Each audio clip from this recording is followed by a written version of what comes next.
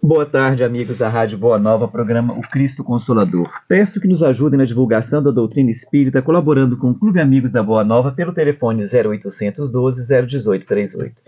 Quero aproveitar e mandar aqui um grande abraço aos nossos amigos da Rádio Boa Nova e da Fundação André Luiz. Cristo Consolador, todas as sextas-feiras, às 17 horas, com reprise na terça-feira, às 23 horas, aqui na Rádio Boa Nova. Hoje nós estamos aqui com a Ana Ricardina e o Reinaldo. O Reinaldo vai trazer para a gente hoje a mediunidade com o Evangelho, a mediunidade com Jesus. Né? Um sentido para a mediunidade, porque uma mediunidade sem Evangelho, sem Jesus, são fenômenos, não é uma mediunidade. Né? A gente precisa dar um sentido, um porquê de estar exercendo essa mediunidade em prol dos nossos irmãos necessitados. Né? Então vamos entender um pouquinho sobre isso. Boa tarde, Ana. Boa tarde, Jorge. Boa tarde, Reinaldo. Boa tarde, ouvinte. Boa tarde, Reinaldo. Boa tarde, Jorge. Boa tarde a todos. Vamos lá, meu amigo. Estamos apostos aqui para ouvir você. Então, vamos lá. Eu achei esse tema muito importante, interessante, que sabendo que todos nós somos médiuns, como nós vamos falar aqui, né, com o conceito de Kardec, o termo mediunidade, ele originou do latim medium, né, que é aquele que está no meio. E Kardec popularizou, né, trouxe esse termo e com a vinda do Espiritismo ele vem trazendo a mediunidade, né, que é a capacidade de sentir a influência dos espíritos. Né, é a faculdade do ser humano de se comunicar com os desencarnados. Né, e essa mediunidade não é do Espiritismo, a mediunidade é do ser humano, né, desde os primórdios, desde que o mundo é mundo, que o homem é homem. Né, a mediunidade, como nós conhecemos hoje, ela existe. Né? Muitas denominações eles colocam nomes diferentes, né? Dom de Deus, inspiração, mas para nós aqui, no conceito e nos conceitos de Kardec que vem trazendo, descortinando, a gente vê que para nós a mediunidade, nós vamos falar esse termo o tempo todo, mas né? Porque cria-se uma ideia de que mediunidade é uma coisa especial, etc. E tal, mas não, mediunidade é do ser humano. Na faculdade de qualquer um, só que uns têm ela mais aguçada, mais aflorada, e outros menos. E até é bom, né? Porque se todo mundo tivesse ela aflorada, ia ser um hospício geral, porque ia ser difícil. Porque quem tem e não entende, acaba ficando louco. Sim. Né? E a gente, quando vê uma pessoa, que a gente passa na rua e vê uma pessoa conversando sozinha, nós espíritas sabemos que não está conversando sozinho, mas quem não tem esse conhecimento, lá já vai um doido lá conversando sozinho. E quando é uma coisa inspiradora, interessante e boa, eles vão falar não, inspiração de Deus. Porque quem não conhece a mente, não conhece o termo, o espiritismo e os termos do espiritismo, vai falar que é inspiração de Deus, é um dom de Deus. Que é a mediunidade?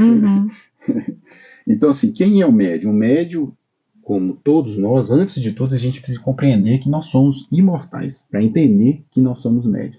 Então, não adianta nada você falar, eu entendo o que é médium, mas eu não concordo que nós somos imortais. Então, não valeu, né? Sabe? Então, na grande maioria, o médium é um espírito que tropeçou lá atrás, é um ser que se endividou e desviou corações. Mas aí agora encontrou o caminho, né, da mediunidade para se refazer, para reconstruir o caminho que ele mesmo, né, estragou. Aí a gente pergunta, o médium é somente aquele que é influenciado? Não. Todos nós somos influenciados. Todos nós somos médiums. Uns mais, outros menos.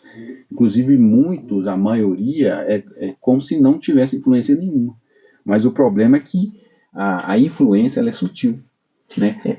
São aquelas sensações. Às vezes, por exemplo, você está pensando numa coisa, você quer ajudar uma pessoa. Você é intuído, gente. Você começa a vir coisas na sua cabeça. Aconteceu isso comigo. Uma pessoa evangélica está com um problema, e assim, para eles tudo é espiritual. E foram procurar um centro espírita por falta de caridade. O dirigente falou que tinha que levar. A mulher falou, gente, como é que eu levo uma evangélica num centro espírita? Ela não vai nunca. Falei, gente, faz o tratamento à distância, faz minha radiação. Não. Aí eles me procuraram. Falei, gente, na minha cabeça veio, não, pode ficar tranquilo, nós vamos fazer um tratamento espiritual nela, e vamos e tal. Gente, foi fazendo assim, a coisa melhorou 1000%. Melhorou 1000%. Mas, por outro lado, o tratamento está sendo feito, porque é como a Ana Zira que falou comigo. Você foi inspirado para fazer isso, mas a espiritualidade foi lá fazer o tratamento. Eles estão lá fazendo o tratamento, fazer a limpeza. Né? Foi a inspiração que te deram na hora, para você poder ajudar. Então, assim, às vezes esses pensamentos que vêm, do nada, vai ali o espírito ali te induzindo ali, para você poder fazer aquilo ali, para ajudar a auxiliar. Tá vendo que você tá ligado, tem, né, as influências para o bem e tem as influências para o mal. Quando você está influenciado para auxiliar para o bem, é isso aí, ó. Eles vêm. E é interessante que a gradação dessa influência é infinita, né? Desde quando você acha que não tem nada até aquele médium mais ostensivo, que é o que tem o transe, né? Que tem a percepção do mundo espiritual, frequente, né? E tal. E nisso Kardec ele demarca essas duas partes, né, que é o ostensivo e o discreto. Então, assim, o ostensivo é aquele que sente frequentemente, que consegue, às vezes, ter uma comunicação mais nítida, né, consegue, dia e noite, 24 horas por dia, ele tem ali a capacidade, só que aí ele tem que se educar, assim como todos nós, né? E tem a mediunidade discreta, que Kardec divide mais na frente lá no capítulo 14 do Livro dos Médiuns, ele divide em inspiração involuntária e facultativa, né? Ou seja, no transe tem a imantação, que é a comunicação direta, e na discreta tem as correntes mentais que se misturam com a do médium. Então, as correntes que a gente recebe se misturam, a gente acha que tudo é nosso. É nosso. Não quer dizer que nós estamos sendo usados, não. Porque muitas vezes o entendimento é esse, né? Aí estão inspirando a gente, né? Se a gente captar. É porque nós somos uma casa, uma casa mental. Você deixa as portas e a janela abertas, o que tem dentro vai ser compatível com o que está passando lá fora. Então aquilo ali vai se unir. Por exemplo, vai atrair. Então, quer dizer, tudo que a gente faz que é prejudicial não é culpa dos espíritos inferiores, é culpa nossa que a gente que permite. Então eles só se conectam com a gente porque a gente permite. Se a gente sempre tentar buscar, que não é fácil, não quer dizer que nós vamos, não existe blindagem. Você se manter firme 24 horas, blindagem, você tropeça, gente. Não tem quem não faça isso. Não existe blindagem perfeita, mas a gente pode o tempo todo. Porque se a gente é médium o tempo todo, a gente pode o tempo todo. E Jesus foi claro, né? Orai e vigiai. Porque ele sabia que a gente ia tropeçar, gente. Se a gente não ficar ali firme naquele propósito, você vacila. Sim. Você vacila, sim. Somos falíveis. Todos nós somos falíveis. Somos seres humanos. E aí ele fala nessa parte da inspiração involuntária, né? E da facultativa, ele fala assim: a passagem da condição de médium involuntário para o facultativo através da conscientização. Então, ele recomenda a conquista do ascendente moral para essa passagem. A gente pode ser um médium facultativo saindo dessa condição de involuntário, porque a gente involuntário a gente não tem noção, o tempo todo está vindo pensamento, eu estou dando força para esse pensamento, eu estou sendo usado, entre aspas, usado pelas forças inferiores e às vezes pelas forças também superiores. Mas aí quando a gente percebe, opa, peraí, isso não é bom, isso não é legal. Mesmo a gente não tendo a consciência de que o pensamento não é meu, porque até na pergunta, acho que 461, eles falam que ele pergunta se tem como discernir, aí fala que é o primeiro pensamento, né? Só que não tem importância da gente discernir qual que é nosso. O importante é a gente discernir qual que é bom, qual que é melhor. O importante é filtrar. A gente filtrar aquilo que a gente deve ou não falar. Isso. Né? Porque até mesmo magoar, esse tipo de coisa, nós temos que ter muito cuidado com isso, né? Com esse filtro. A gente tem que, o médium, né, ele tem que ter. Eu tenho uma amiga mesmo, ela psicografa. Então, assim, do nada, ela está na casa dela, mas ela não passa nada que ela psicografa para as pessoas, sem antes levar na casa espírita, passar pelo pessoal da casa, para eles verem se deve ou não passar.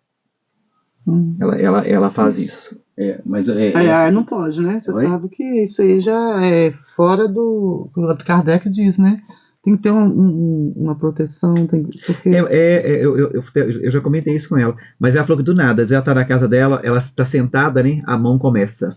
Sim. Mas aí já é mediunidade ostensiva mesmo. Então, assim, aí ela fala que é a única coisa que eu não faço. pode vir a mensagem que for, mas eu não passo para a pessoa antes de levar na casa espírita, para o pessoal ver, ler lá e ver o que der, se eu devo ou não passar aquela comunicação. Eu entendo aí como uma mediunidade ostensiva, né, direta, né? Então, aí já tem que ter um critério maior, como todos, mas aí por ser uma coisa mais direta, que senão ela, se não se educar, o tempo todo chega na rua, aí já começa a falar, tem uns picanha falar que isso aí. Não funciona assim, a gente tem que o que eu falo com ela, você tem que estudar, porque não é certo isso, você ficar dando esse né, deixando que eles usem a hora que eles querem, a Bel para não. Passividade que muita gente usa, né? Então, essa passividade tem o lugar onde que é na mesma mediúnica. É a grande diferença nossa, gente, para as outras religiões, né, que se dizem espíritas, que as pessoas... É que a nossa religião, tá vendo? A nossa mediunidade nós usamos para quê? Para ajudar, auxiliar espíritos sofredores. Tem um porquê. A gente não fica fazendo, porque se você não fizer isso, o que é isso? Vai ser igual as mesas girantes, gente, só fenômeno. Sim. Né? Você ficar ali, qual a utilidade que tem? Não estamos aqui, pelo amor de Deus, criticando a religião de ninguém. Mas não tem utilidade. Eu acho, bonito? Né? As pessoas acham bonito, as pessoas vão à procura, mas eu vou usar uma mediunidade minha para trazer o seu marido em tantos dias, para destruir um casamento. Gente, qual a utilidade disso? Essa aí é sem Jesus. Né? É sem Jesus. Agora, a gente tem que trabalhar com um fim, igual Cristo fazia. Ele auxiliava os espíritos sofredores quando as pessoas iam procurar. É isso que o médium tem que fazer, né? com esse dom que ele tem. É esse auxílio.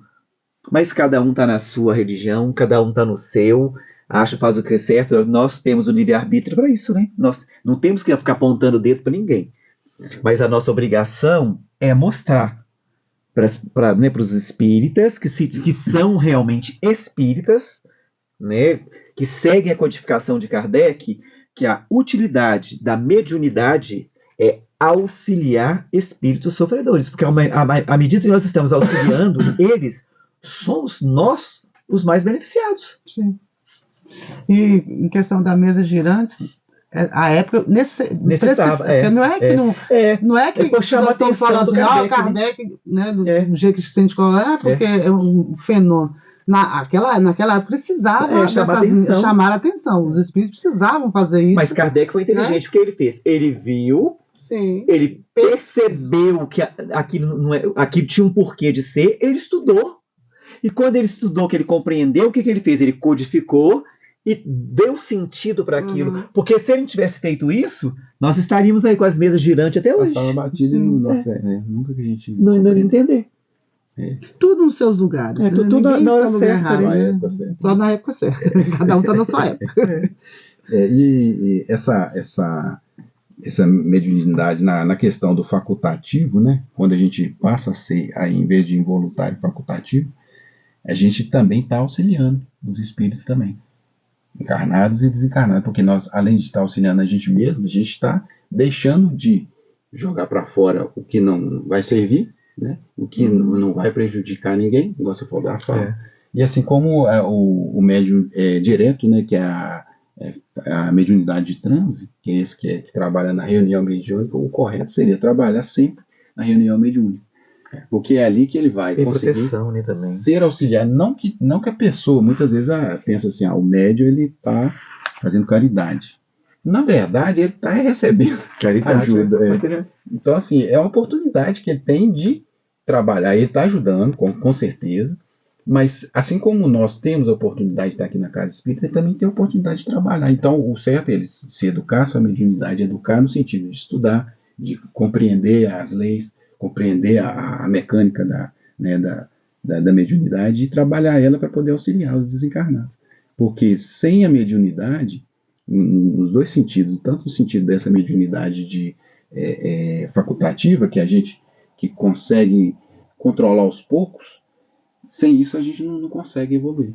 Porque se a gente está aqui, a gente tem o nosso anjo guardião, nós temos os amigos espirituais que nos auxiliam, e sem eles a gente não vai para frente. Que se for só com as nossas ideias, com nossas percepções, as nossas vontades, a gente não consegue caminhar. Então, por isso que a mediunidade foi um divisor de águas. A compreensão da mediunidade, né? Não você pegar aquela mediunidade na antiguidade, igual nós vamos falar aqui, lá das pitonisas, do oráculo, né? Quando eles falavam daqueles antigos que eram os iniciados, que só eles que sabiam e muitos usavam, né, para poder ganhar alguma coisa, ganhar o fama, ganhar dinheiro, o título. Então, assim, essa compreensão que a gente tem é isso que vai fazer a gente evoluir. Inclusive, a mediunidade ela é evolutiva, né? Ela faz parte da evolução do ser humano, né? O processo evolutivo. Né? Interessante que a mediunidade, muitos pensam assim que quem é médium, né, está ajudando o outro, não no sentido assim, ajudando o outro, o espírito, está ajudando, quando você fala a si mesmo, por quê? Porque nós somos seres que estamos viajores, né, do planeta, dos planetas. A gente, muitos acham, vem de outros planetas aqui, estacionamos aqui para a evolução, né, para nos melhorarmos. E quantos espíritos que vêm com a gente, estar com a gente? E aí, quando a gente senta numa mesa mediúnica, muitas vezes nós estamos educando não somente a nós, estamos educando aqueles que nós fizemos mal, aquele amigo do passado que se tornou nossos inimigos hoje, que nos perseguem hoje, porque eu falo sempre isso, nós não temos aquele obsessor, nós temos aquele amigo que fizemos mal ou fizeram mal a gente, entende? Aí então nós estamos na via dupla, né? Via dupla. Aí quando a gente vem trabalhando, nós estamos educando, eles estão vendo que nós estamos nos melhorando e eles também querem se melhorar. E os que não querem, se vão. Entende? Não nos perseguem mais porque nós estamos em outra sintonia. Trabalhando melhor ainda, né? Para que outros venham, porque nós somos milhões, como diz Paulo, né? Nós estamos quantos mil olhares em cima da gente. Quando ele fala isso, multidões em cima da gente, por isso. Quando Paulo fala, é por isso. Porque nós temos nossos inimigos. Sim. E nós criamos também, né? Porque muitas vezes a gente vem com essa mediunidade involuntária, vai deixando levar. Sim. Pelo que a gente tem dentro e vai deixando dar força, porque eles vêm e só põem gasolina na fogueira. A gente que acende o fogo. Então, assim, aí o que acontece? A gente cria ali também uma obsessão, né? Com o excesso, com passar a frequência, né? E não, vou levar, fui intuído a ir lá e brigar, fui lá e briguei, vou lá de novo brigar. Eles aplaudem. Que bom que você voltou. E muitas vezes essa condição, né, quando é muito presente, que é o caso quando a mediunidade ela tem um potencial maior, é porque a necessidade da gente ter esse potencial para a gente se corrigir mais ainda, né? Muitas vezes a gente está numa situação tão pesada, que a gente vem trazendo um fato tão pesado, que a gente é preciso de vir com a mediunidade, que a gente percebe às vezes em alguns casos que a pessoa chega à loucura, né? Chega à loucura.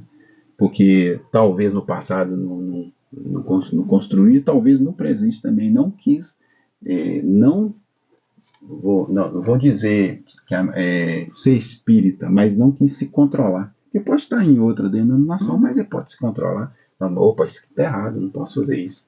Estou me prejudicando, estou prejudicando os outros. Aí, quanto mais fazer isso, mais a gente vai se perder. Né? Na questão 459 do Livro dos Espíritos, fala da influência, né? Aquela pergunta famosa: influem os espíritos em nossos pensamentos, nossos atos? Eles falam muito mais do que imaginam, influenciam de tal modo que são eles que vos dirigem, que é a pergunta famosa. E nessa resposta nós vemos a mediunidade involuntária, que nós ainda somos somos inseridos nesse conceito de mediunidade involuntária, porque a gente ainda deixa as coisas acontecer. A gente não procura separar, igual você fala, assimilar, vem as duas coisas e aí a gente assimila. Aí a gente vem e assimila o que é ruim e faz aquilo, a gente segue mexendo com aquilo. Agora, quando você separa, não, isso é ruim, não vou prosseguir com isso, parou aqui. A gente não consegue fazer isso o tempo todo. Mas aí a gente pode tirar e prosseguir adiante só com as coisas que são boas, só com o que é do bem, né? A gente, igual você falou, o tempo todo nós vamos escorregar. Nós não vamos conseguir segurar a onda, não. Muitas vezes está uma situação tão difícil em casa ou no trabalho, aí você, nossa, você fica pé da vida, aí você vai estourar. Mas ali, o mais importante é você segurar o primeiro impulso para não causar um mal muito maior, né? Isso é talvez o mais importante, mas que você sabe que aquilo ali não vai mais para frente, não vai levar aquilo mais para frente, né? A condição para o progresso é a consciência. Então a gente precisa de ter consciência. O nosso progresso só vai vir se a gente tiver essa consciência de cada vez, cada palavra, cada passo, né? Cada medida que a gente toma para saber se aquilo vai ser bom ou ruim, né? Qual o propósito da mediunidade, né? No Espiritismo, com as comunicações bem documentadas e com um estudo sério, a prática da mediunidade é um intercâmbio de serviço ao Evangelho quando praticada com os propósitos de Jesus. Ela certifica a imortalidade, ela confirma a pluralidade das existências, promove a consolação para os encarnados e para os desencarnados que encontram dificuldades para aceitar a adaptação. Desencarnada, ele retorna ao plano espiritual, né? Na grande maioria das vezes você vai numa reunião mediúnica, aí ele sempre, na maioria das vezes, está desesperado, não sabe, muitas vezes, grande maioria, perdido, sofrendo dores, né, da alma, porque lá não tem o corpo mais, então aquilo está doendo ele, aí vai ser acolhido, vai ser recebido, vão conversar com ele, né, vão receber, vão encaminhar, né, vão tratar como se fosse um hospital, vamos tratar ele, e aí ele acaba se serenando, segue o caminho dele, né, encontra com os entes queridos. Vai ser evangelizado, né? É o necessário, né? Vai receber ali a evangelização. Sim. Porque muitas vezes, quando encarnados, nós não temos tempo para as coisas de Deus, né? Nós estamos tão presos ao materialismo que nós não temos. Então, o que acontece? A gente não tem esse tempo. Aí, onde é que o tempo vai chegar? Na hora que você chega do lado de lá. Que aí você vai ver, né? Descortina o véu. Então, é como a gente sempre ouve falar, né? O portal está aberto, né? O umbral tá aberto para você passar por ele e seguir seu caminho, mas muitas vezes a sua consciência está tão pesada que você fica agarrado nele, né? Que você fica preso no umbral. Mas castigo não. É você mesmo se punindo, não é Deus que está te punindo. É a sua consciência pesada cobrando de você seus atos, suas ações. E quando você tem arrependimento, que você vê que, né, que você falhou, aí que você pede ajuda, a ajuda vem. E muitas vezes essa ajuda vem onde? Nas mesas mediúnicas, através do médium, pela necessidade ainda dos fluidos do médium para poder auxiliar aquele irmão desencarnado. E a perceber a situação em que eles se encontram, porque muitos, quando chegam na mesa, não sabem que estão desencarnados, né? Acham que estão vivos. A maioria. A grande maioria. Né? Então, a gente vai dar o que para eles? Evangelho. A gente vai trazer eles, chamar eles para a realidade da vida, para que eles possam continuar o caminho, para o processo evolutivo deles. Vai dar o alívio, porque eles chegam desesperados, achando que é o fim. Né? Ou esperava a morte, que seria o fim, né? Assim como o suicida. Né? Ou esperava que seria o inferno ou o céu, né?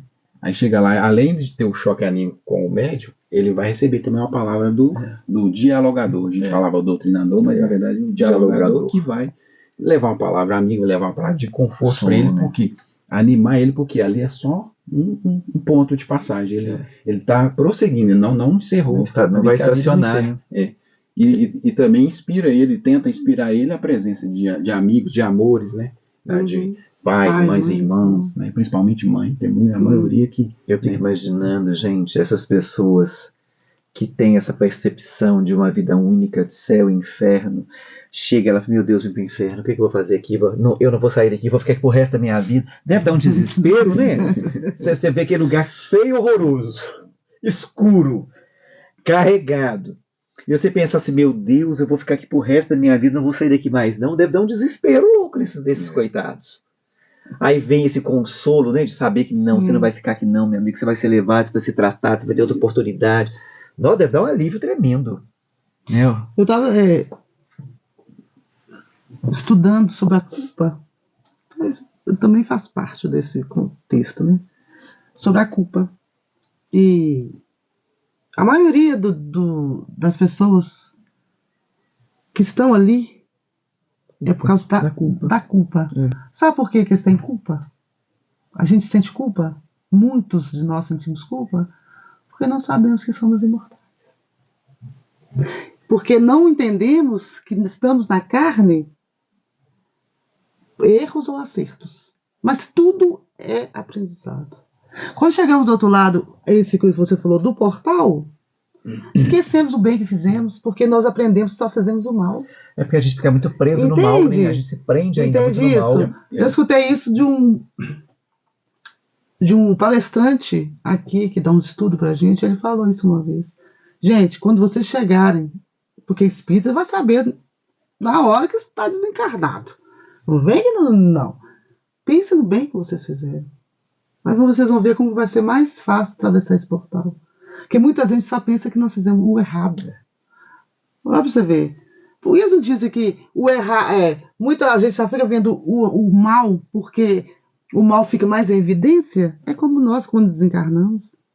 Kardec vem tentar nos mostrar, André Luiz vem nos mostrando nos livros, que muitos se culpam e André fala, se eles soubessem, entendessem. Não merecimento, né? Não merecimento, nós temos esse problema de não merecimento. Eu não mereço, eu não sou bom o suficiente ainda. Nós temos que entender que errar é humano. Permanecer no erro é burrice. Burrice é permanecer. Se eu sei que eu errei, então eu procuro não errar mais. Mas se eu errar de novo, tentar não errar até chegar ao ponto que eu vou conseguir não errar. Entende? A gente tem que começar a pensar assim, e que nós que damos palestra, falar mais claramente sobre isso, não é que Deus não pune ninguém. Que nós mesmos punindo, não. Nós ainda não entendemos que erramos. Porque para acertar temos que errar. Uma hora erramos. Música, né?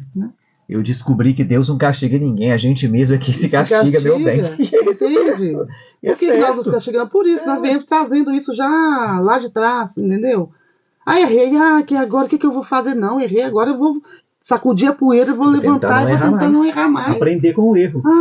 Porque eu sou espírita, eu não posso. Gente, eu estou espírita hoje. Amanhã eu posso ser evangélico, por que não? Né? Mas aí a maioria deles que chegam lá para ser socorrido, né? Quando chegam com a consciência de que fez alguma coisa que não foi legal, é igual você falou, eles só falam das coisas que não foram legais. Nossa, eu fiz isso, eu não mereço, eu não mereço essa ajuda. Não, você é amado por Deus. O dialogador vem falar, não, você é filho de Deus igual nós, todos nós erramos, eu também erro, você... Não, mas eu não mereço e tal, até ele entender. Aí, quando entra o componente família, um amor que é uma mãe, né? Aí ele lembra das coisas boas. Aí a gente precisa de colocar nesse sentido que você vai falar, com as coisas boas que a gente viveu, né? Eu construí, quando eu não praticava as coisas que não eram legais, por exemplo, tive uma família, tive uma mãe maravilhosa.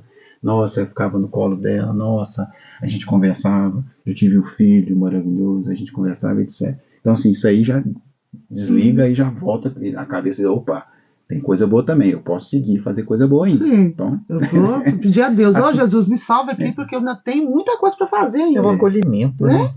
Ele se sente acolhido, amparado, até então ele estava desamparado.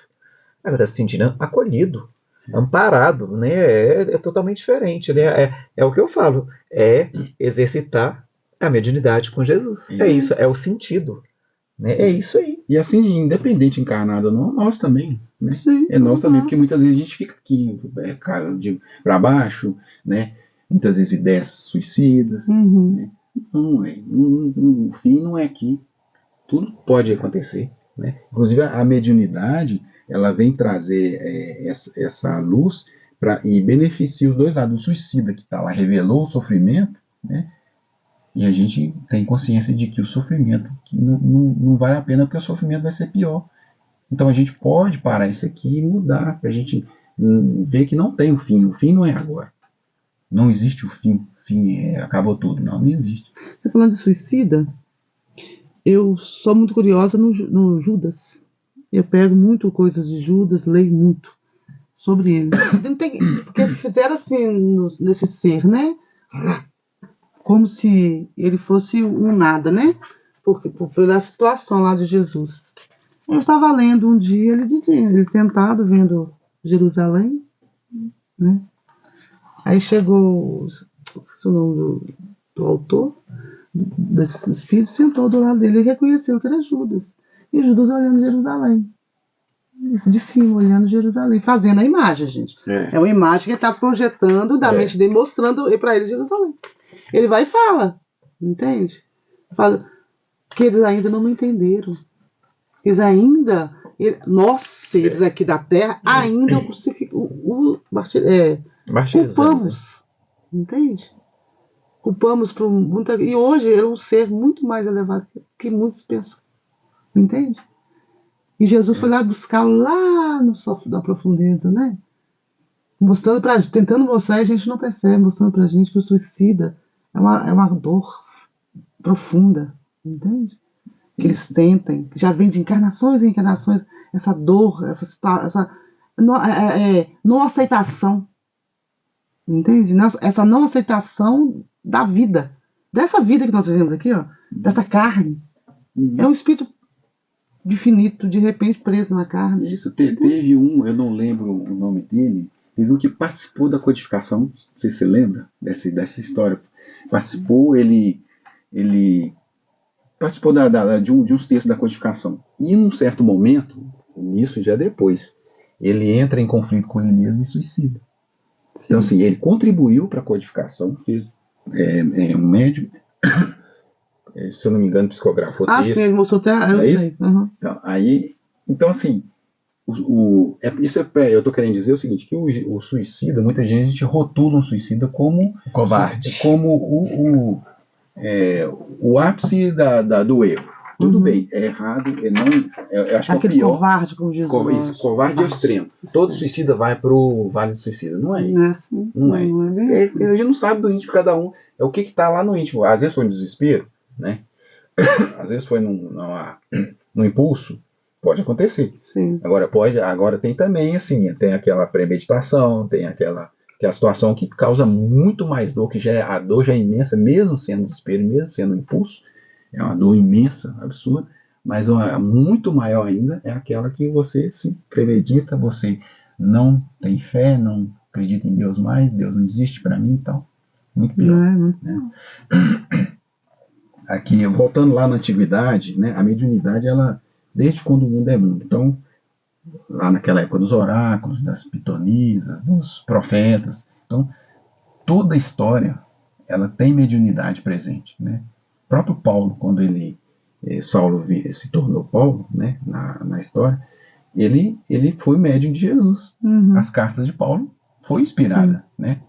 Com a vontade dele, com a mudança dele, foi inspirada. Aquilo ali foi a mediunidade, né? E aí, falando lá de Moisés, que também foi um grande médium. Isso. Moisés. Eles todos foram médiums. A gente vem falar lá das proibições, que eu achei interessante essa parte, lá nas proibições de Moisés.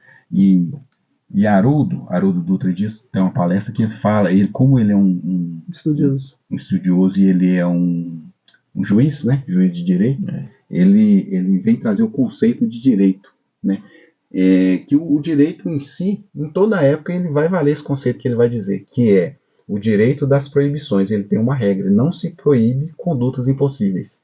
Então tem muito questionamento, tem muita controvérsia falando que sobre a consulta aos mortos que eram feitas naquela época de Moisés, e simplesmente só acontecia aquela consulta para saber coisas banais do dia a dia. Futuro, como é que vai ser?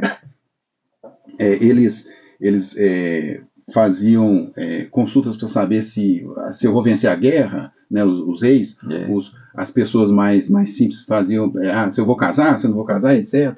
Então, assim, aí quando o Haroldo fala isso, é interessante porque fala que o direito ele só pondera aquelas condutas reiteradas, né? Ele só proíbe condutas reiteradas, ou seja, condutas que existiam mesmo. Então, quando eles falam que não existia, realmente a mediunidade ali acontecia, só que acontecia sem Jesus, sem o Evangelho. Sem um propósito.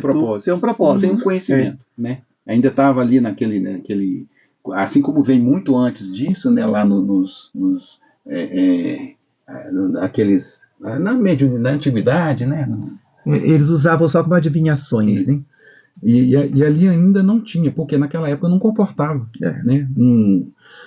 Assim como teve que existir o Moisés na época, porque ele foi um orientador, né, um legislador severo por causa da população que precisava daquele orientador Não, e severo. quando ele proíbe, né, para falar com os mortos, gente, a coisa estava banalizando demais, tá? Então, vamos proibir isso aqui, porque pra quê? Ficar usando, né, banalizando a coisa. Se a coisa tem uma utilidade, quer dizer, não era a época certa ainda para ter aquela utilidade toda. Então, estava certo mesmo. E Emmanuel fala do intercâmbio, né, entre os mortos, que se dava de grosseiro e inferior, igual você falou aí, né? Ele fala que lá na época não comportava as indagações do invisível. Então, não tem como, na época que você não estava com a maturidade espiritual formada, para você receber informação do invisível e raciocinar aquilo, assim como nós estamos hoje. Eles estavam vendendo a mediunidade. Gente, Naquela época vendia essa mediunidade. Tendo hoje, Ganhando dinheirinho ali, ó. tendo hoje a concepção que nós temos, o entendimento que nós temos, quais eram os espíritos que comunicavam naquela época, gente? Com essas banalidades todas. Era espírito fazendo o quê? Zombeteiro, né? Não era espírito sério ia ficar dando isso. Olha, não, você vai vencer. Não, você não vai vencer, não. Mas nunca que espírito sério ia fazer isso. Justamente porque o que eles tinham naquela época interiormente? Era isso. Era isso Se que eles tivesse tinham. alguma coisa mais, né? Um propósito, né, melhor, isso. eles não tinham. Então, é por isso que eles proibiram. Por isso aí o perigo da mediunidade sem Jesus, na época era sem Jesus, que é a mesma coisa do Evangelho, né, que não tinha. Esse é o perigo que já começou naquela época dessa mediunidade que não continha o Evangelho. Aí vamos falar aqui agora, só para adiantar, porque já está terminando, né? O que é um bom médium? Interessante esse conceito que Arthur Valadares fala, né? Um bom médium não é aquele que consegue trazer boas comunicações, né? Consegue um número de comunicações, de palavras bonitas e tal. Um bom médium é aquele que trabalha a si próprio, né? Um bom médium é aquele que trabalha no bem, é o médium da verdade, é o médium da caridade, é o médium da sua modulação, né, dos seus pensamentos negativos, né? Esse aqui é o bom médium. E aquele que evita mistificações, né? Só que hoje a gente vê que ainda não tem esse bom médium, ainda tem muito ainda, né? E ele fala interessante também ele põe um termo que ele criou da mediunidade gloriosa e vangloriosa.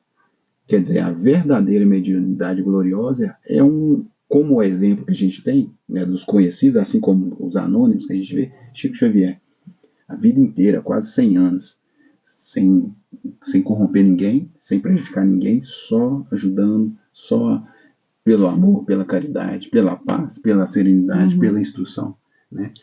Essa é a gloriosa. E a vangloriosa é a mediunidade vazia, que é essas que a gente vê no YouTube aí, que você abre o YouTube e vai ver muitas coisas aí que você fica besta. Uma coisa que me incomoda, gente, essas cartas consoladoras que esse povo faz, que fica pondo na internet, fica expondo as pessoas. Eu não acho, pra quê? Não tem o porquê disso, gente. O Chico não fazia isso, né? Então eu acho que não tinha essa necessidade. Respeito às casas espíritas que gostam, né, que isso atrai público, e eles estão muito preocupados em ter uma casa espírita cheia, lotada. Respeito, mas eu não vejo sentido nisso. Consola, mas às vezes a gente vê que é uma carta só para todos os espíritos que comunicam, só muda os nomes. A carta é a mesma, o sentido é a mesma, né? Então, sim, as pessoas gostam e vamos respeitar. Rapidinho aqui, sobre o livro Missionários da Luz, tem uma parte que você deve lembrar, Ana, você deve lembrar disso. O instrutor Alexandre faz uma reunião, uma palestra para os encarnados, principalmente, que eram espíritas e espiritualistas. E é interessante que ele fala sobre isso aí, vou falar só um trechinho aqui, uma parte que ele fala assim: a possibilidade de comerciar emoções com as esferas invisíveis que vos rodeiam não representa de modo algum a realização espiritual imprescindível à edificação divina de cada um de nós, porque o problema da glória mediúnica não consiste em ser instrumento de determinadas inteligências, mas em ser instrumento fiel da divindade. Então, não tem a importância maior de ser médium, é ser instrumento da divindade. Criar, construir o amor, e não fenômeno, não ser um grande médium de palavras, de fenômeno, como na época das mesas girantes, aí tem grandes shows, tem médium hoje que faz quer show, né? O médium tem que ser Consciente, instruído. né? E consciente. Uma pessoa instruída. Estudar muito, não precisa nem saber ler. Estudar muito, escutar muito e praticar. Isso. O amor. Exemplificar. O que os espíritos querem, o espírito está nos esperando, quer o amor. Que a gente inala da gente. Não é palavras bonitas. E começa dentro de casa, né? Dentro de casa. Bom, meus amigos, nós chegamos no final do nosso programa. Quero agradecer a Ana e o Reinaldo aqui a participação de vocês. Eu agradeço a todos, né, a audiência. E peço que nos ajudem na divulgação da doutrina espírita, colaborando com o Clube Amigos da Boa Nova pelo telefone 0800 12 018 38. Uma boa noite a todos. Obrigado pela audiência. Fiquem com Deus. Até o próximo programa e fiquem agora com o Momento da Prece com Cássia e Cleia Rezende.